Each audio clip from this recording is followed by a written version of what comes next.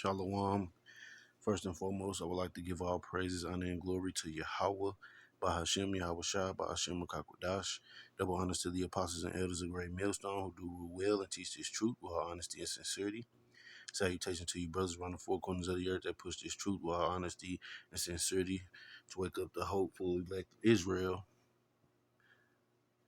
wherever they may be scattered. Double shalom to you, Akim, that come looking like the heathen, but you are in fact of the stock of Israel, and you hold near and dear this truth, and follow the law, statutes, and commandments to the best of your abilities, wherever you may be scattered. And shalom to the few sincere Agwatim that listen and learn in silence, playing your creation role as the Lord commanded you to, which is in all subjections unto your husbands and reverencing him and being silent and a loving woman. But came across this post, on social media, and immediately some scriptures came to mind. So I said I'll do a video on it. What you see here is a wolf, basically lying to the sheep, and that's exactly what Israel is, sheep, man, and most of the sheep of Israel are sent to the slaughter, man, and this is exactly what it looks like, trusting in Esau, trusting in his system, trusting that he's going to have our best interests at heart as Israelites, man. Whether you want to accept it, believe it, or not, this is who you are. And this is who they see you as, the Lord's people. And Esau being the seed of the wicked, he hates us, man.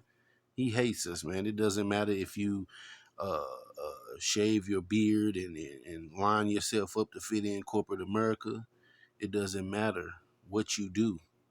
It doesn't matter if you talk with all the bass out of your voice. It doesn't matter if you put blonde weave in your hair, blue contacts in your eyes. It doesn't matter what you do, man. He's going to hate you because you are the Lord's people. But it says once elected, I will be vegetarian. Hey, man, and Esau does this, man. He says all these soothing and smooth words and soft words to get the sheep to believe him and trust him. And then what does he do? Set them up for the slaughter, man. Set them up to be devoured, as we have seen every 4 years after every 4 years, man. We are not considered.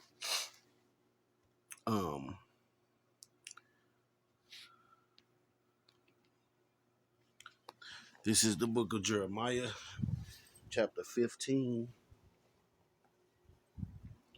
And I go to verse 5.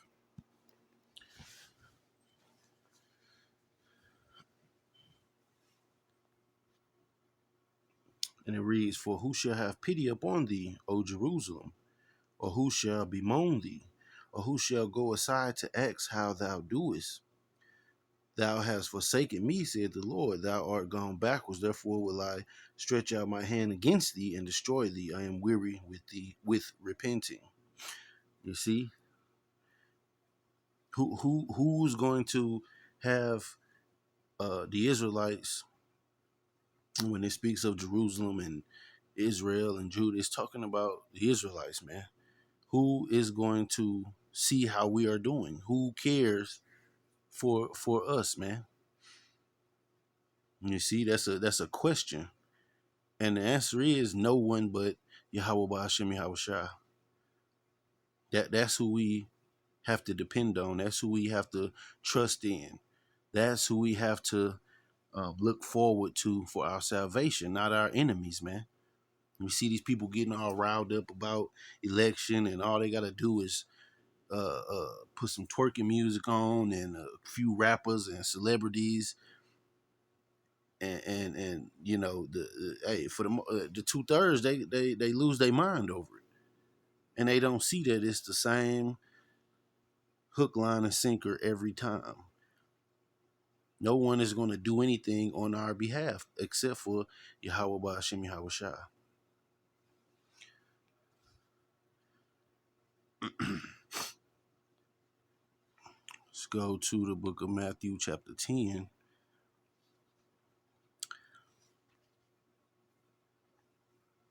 And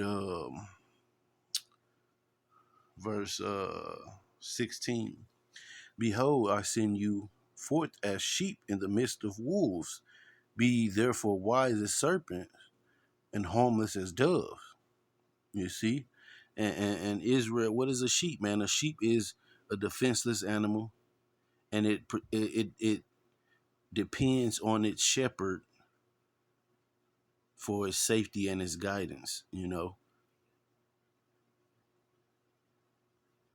And our shepherd, well, the Lord has set us up shepherds after the Lord's own heart, but our people rather go to the enemy and depend on the enemy to give them rest, man. And it's not going to happen. It's not going to happen. You know, Israel is the nation of Israel, not the land over there and those people over there now, the imposters. But when they're talking about Israel, the nation of the Israelites, man, the so-called Negroes, Latinos, and Native Americans, man. You see, our who the one who we look to for salvation is Yahweh Shai, man.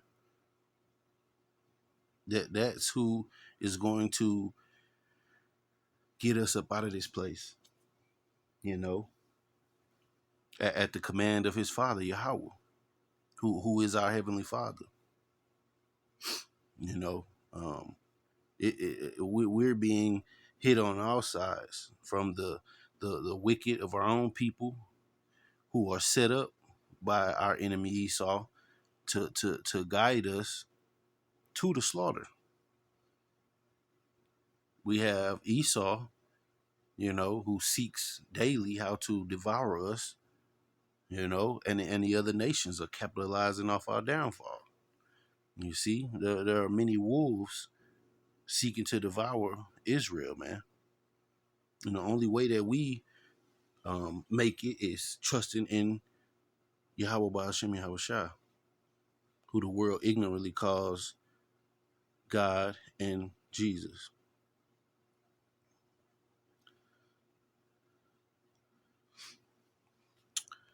Let's go to the book of Sirach in the Apocrypha.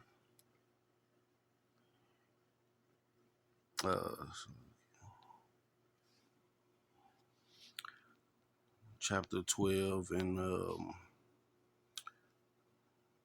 verse 10. Never trust thine enemy, for like his iron rusted, so is his wickedness. Hey, and when I deal with rust on a daily. I deal with rust on a daily. My job is to remove rust from metal surfaces, making them shiny again. But one thing about rust is when you let rust sit and sit and sit, it just eats away at the metal. It gets worse and worse, man. For like his iron rusted, so is his wickedness, man. So his wickedness just gets worse and worse, man. Though he humble himself and go crouching, yet take good heed and beware of him. And thou shalt be unto him as if thou hast wiped a looking glass, and thou shalt know that his rust hath not been altogether wiped away. Hey, and the thing about it, if you leave one spot of rust on a metal surface, it's just going to grow and grow and grow again, you know?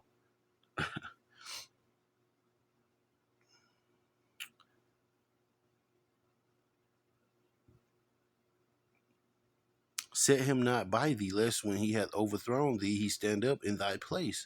Neither let him sit at thy right hand, lest he seek to take thy seat. And thou at the last remember my words and be pricked therewith. You see? And that's what Esau do, man. He sit and watch and see how he can overtake you, man. You're not supposed to trust your enemy, man. Verse 13, who will pity a charmer that is bitten with a serpent, or any such as come nigh wild beasts? You see? And Esau is a beast, man. He's a serpent, man. He's a serpent, man. He's a devil, man. He's a vile beast. So all the warning that has been going out to our nation, not to trust this man, not to trust in his system, not to roll your sleeve up, not to accept anything that he's rolling out. Who's going to pity you when you get taken by his snares, man? Because you didn't take heed to wise counsel. Like I said, the Heavenly Father has set up men on the highways and byways to tell you, thus said the Lord, man. But our people don't want to hear that. They want this place to go on forever. Because why? It's a cesspool for wickedness, man. Only the 2/3 love it here, and the heathens.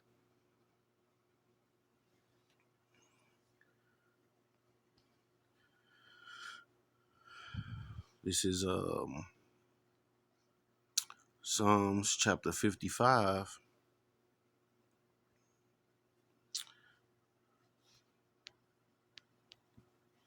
and verse 20. He hath put forth his hand against such as be at peace with him. He hath broken his covenant. So ask the tribe of Gad, those natives who were here first,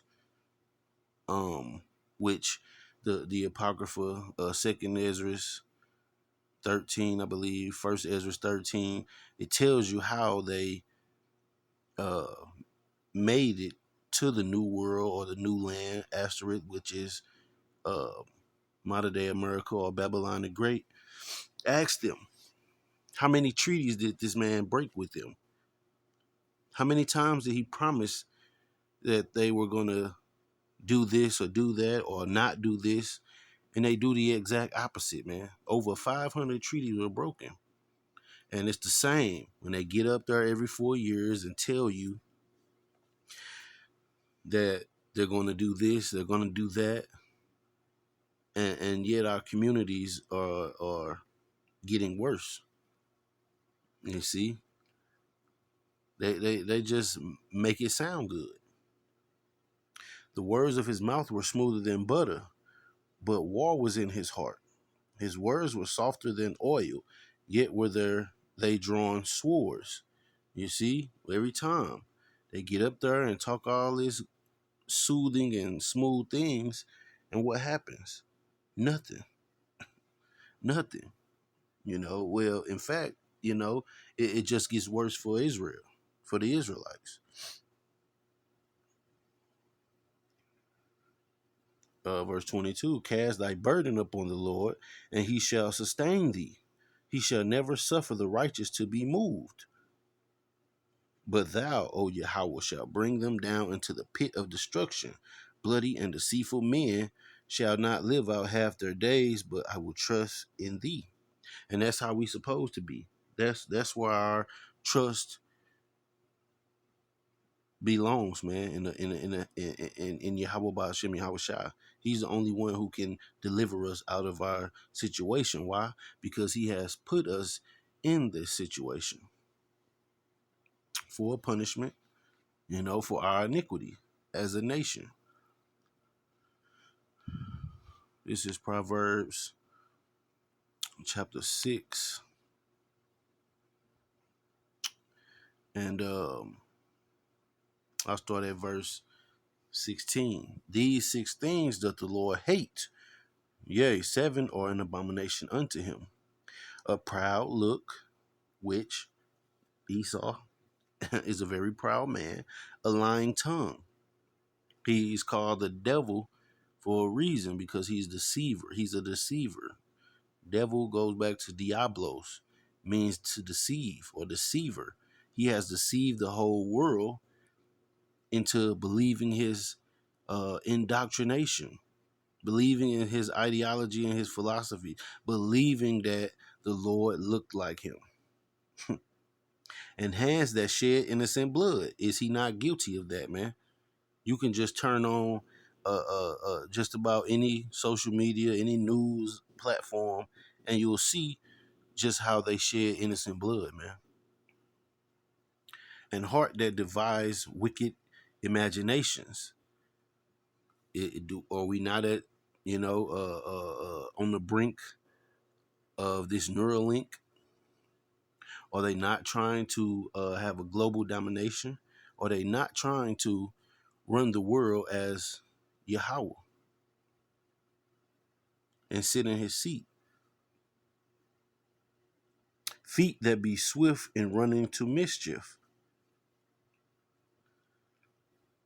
A false witness that speaketh lies, and he that soweth discord among brethren. Hey, and you got this devil is doing that, man. And he's putting up a lot of Israel to do it. Right now, you have these comedians and these guys from these camps, man, trying to sow discord among Israel. This man is guilty of all this, man. So why would our people line up to have this so-called quote unquote ruler over us, man? We shouldn't even have no part in it, man, because it's not to our benefit.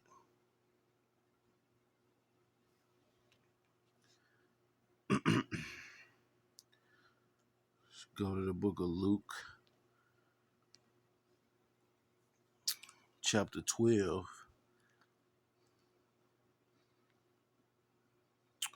in verse 2. For there is nothing covered that shall not be revealed, neither hid that shall not be known. Hey, and that's the time we in. A lot of truth is coming out.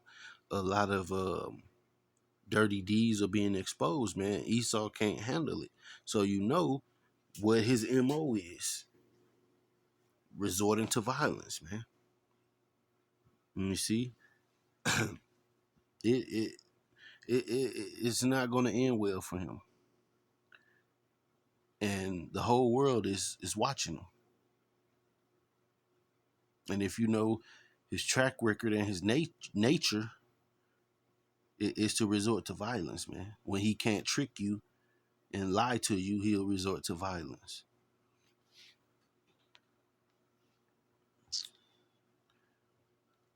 Let's go to the book of Jeremiah 32.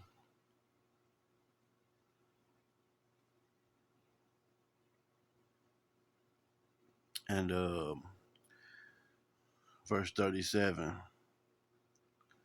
Behold, I will gather them out of all countries whither I have driven them in mine anger. See, the Lord is the one who dispersed us, man, because of our iniquities. And in my fury and in great wrath, and I will bring them again unto this place, and I will cause them to dwell safely. What place? Talking about the land of Jerusalem, man. And they shall be my people, and I will be their power, and I will give them one heart and one way, that they may fear me forever, for the good of them and of their children after them. Now, let me go to the 23rd chapter and get specific.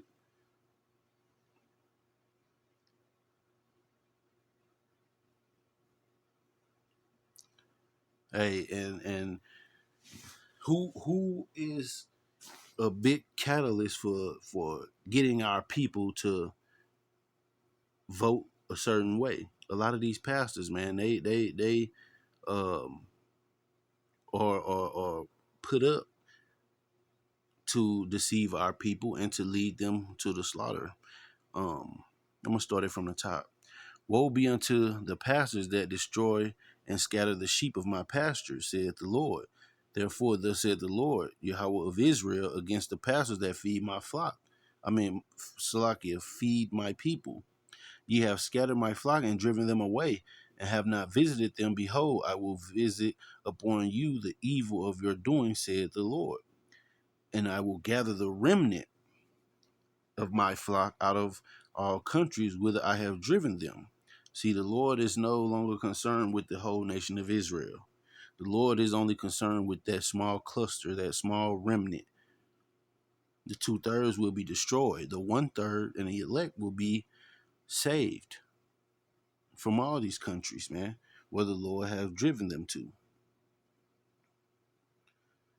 And I will bring them again to their foes, and they shall be fruitful and increase. And I will set up shepherds over them, which shall feed them, and they shall fear no more, nor be dismayed, neither shall they be lacking, said the Lord. You see, hey, our trust is in the Lord, man, and he stretched out his hand through his prophets, man. The sincere prophets, those of great millstones from our elders and apostles on down, and those camps that teach the sound and like doctrine.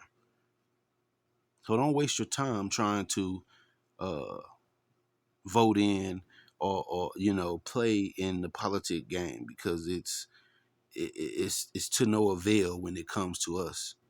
Hope this been an edifying lesson. I'm gonna say Kwam Yasharala, Shalom, and Abba Ball.